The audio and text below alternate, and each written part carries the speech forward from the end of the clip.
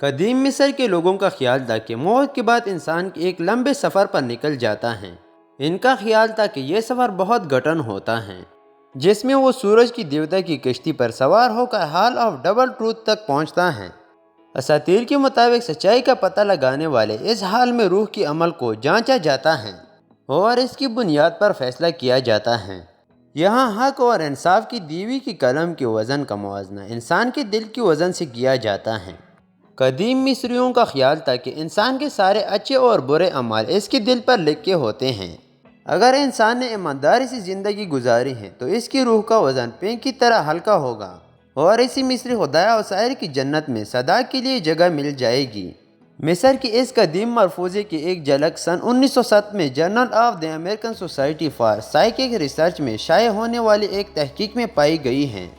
اس تحقیق کے تحت روح کے مادے کے ملفوظے کے ساتھ اس کے وجود کی تجرباتی شواہد کے عنوان کے تحت مرنے کے بعد انسان کی روح سے متعلق تجربات پر بات کی گئی تھی۔ اس تحقیق سے متعلق ایک مضمون نیو یارک ٹائمز میں مارچ سن 1907 میں شائع ہوا تھا، جس میں یہ واضح طور پر لکھا گیا تھا کہ ڈاکٹروں کے خیال میں روح کا بھی ایک خاص وزن ہوتا ہے۔ اس میں ڈاکٹر ڈنکن میک ڈوگل کے نام کے ایک فزیشین کے تجربات کے بارے میں بات کی گئی تھی۔ سن 1986 میں اسکاٹ لینڈ کے شہر گلاسگو میں پیدا ہونے والے ڈاکٹر ڈنکن 20 سال کی عمر میں امریکہ کی ریاست میساچوسیٹس منتقل ہو گئے تھے۔ انہوں نے یونیورسٹی آف ہیوسٹن کے اسکول آف میڈیسن سے اپنی تعلیم مکمل کی اور اپنی زندگی کا بیشتر حصہ ہیورل شہر کے ایک رفاہی اسپتال میں لوگوں کے علاج معالجے میں مصروف کیا۔ اس اسپتال کے مالک ایک تاجر تھے جن کا کاروبار بنیادی طور پر چین کے ساتھ تھا۔ چین سے وہ ایک اہم چیز فرائم بینک کا ترازو لائے تھے۔ یہ ترازو پہلی بار سن 1830 میں بنایا گیا تھا اور اس سے بڑی بڑی اشیاء کا درست وزن کرنا آسان تھا۔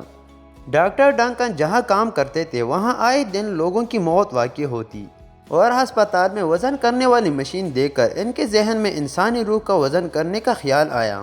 نیو یارک ٹائمز میں شائع مضمون کے مطابق اس واقعے کے 6 سال بعد تحقیق کا مواضع عوام کے سامنے آیا، جو یہ تھا کہ انسان کی موت کے بعد جب اس کی روح جسم سے الگ ہو جاتی ہے تو اس کی وجہ سے جسم میں کیا بدلاؤ آتا ہے۔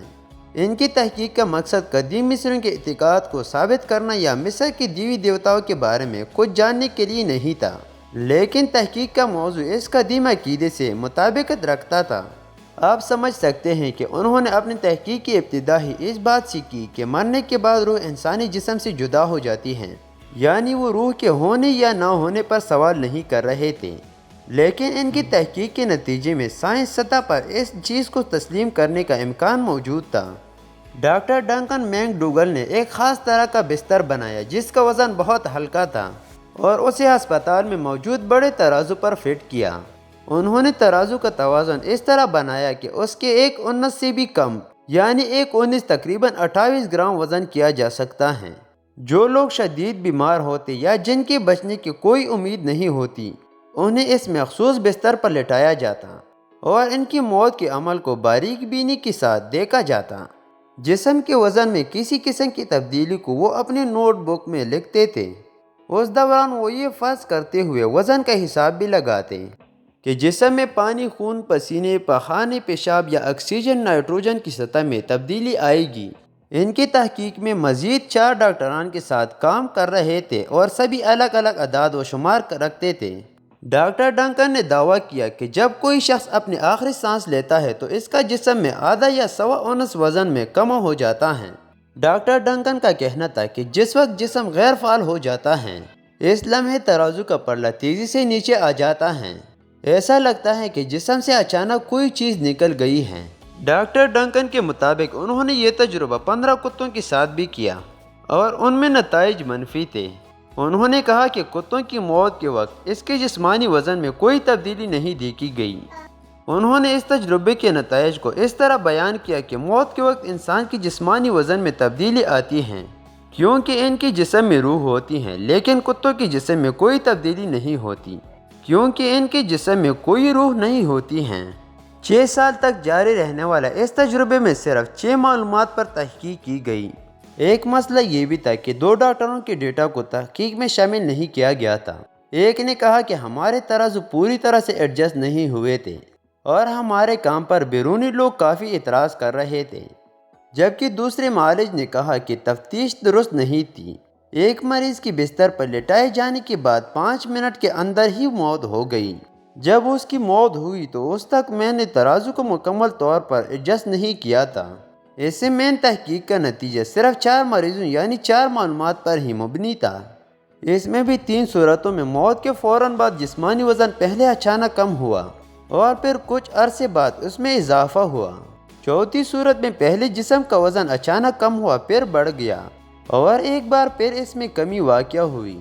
تحقیق سے متعلق تحقیقات کا ایک اہم نقطہ یہ بھی تھا کہ ڈاکٹر ڈنکن اور ان کی ٹیم واضح طور پر یہ نہیں بتا سکی کہ ان کی موت کا صحیح وقت کیا تھا۔ تاہم خود ڈاکٹر ڈنکن نے کہا کہ انہیں اس بات پر یقین نہیں ہے کہ ان کی تحقیق نے کچھ بھی ثابت کر دیا ہے۔ انہوں نے کہا کہ ان کی تحقیق صرف ابتدائی تفتیش ہے اور اس معاملے میں مزید تحقیق کی ضرورت ہے۔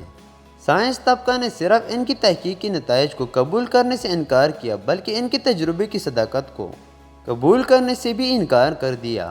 لیکن ڈاکٹر ڈنکن نے جس 6 افراد پر تحقیق کی تھی ان میں سے پہلے جسم میں آنے والی تبدیلی آج بھی بحث کا موضوع ہے۔